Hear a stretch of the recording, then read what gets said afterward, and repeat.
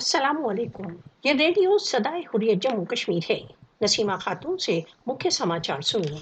Jammu air force base आक्रमण उन fake आक्रमणों की श्रृंखलाओं में से एक है जो भारत द्वारा पाकिस्तान व कश्मीर आंदोलन को बदनाम करने के लिए किए गए।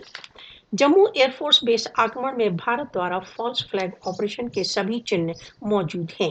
रक्षा विशेषज्ञों का मानना है कि high security Indian air force base पर एक ड्रोन आक्रमण किस प्रकार संभव है जब भारत के एयरफोर्स के पास हाईटेक इसराइली ड्रोन मौजूद हैं। भारत बिना किसी ठोस प्रमाण के जम्मू एयरबेस पर आक्रमण में पाकिस्तान को सम्मिलित करने का प्रयत्न कर रहा है। जम्मू एयरफोर्स बेस आक्रमण में पाकिस्तान को फंसाकर भारत पाकिस्तान को FATF ब्लैकलिस्ट में लाने का प्रयत्न कर रहा है।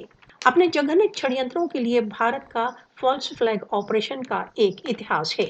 समझौता एक्सप्रेस विस्फोट, पठानकोट, उड़ी तथा भारतीय पार्लियामेंट पर आक्रमण उनमें से कुछ फॉल्स फ्लैग ऑपरेशन हैं जो भारत द्वारा अतीत में किए गए। भारत हमेशा विक्टिम कार्ड प्ले करता है तथा अपनी विफलताओं के लिए पाकिस्तान को दोषी ठहराता है। जिस प्रकार से जम्मू एयरफोर्स बेस आक्रमण किया गया है, इस बात को स्पष्ट करता है कि यह इनसाइडर्स का काम है। बीजेपी RSS शासन की पक्षपातपूर्ण नीतियां भारत के अल्पसंख्यकों को पहले ही दीवार से लगा चुकी हैं।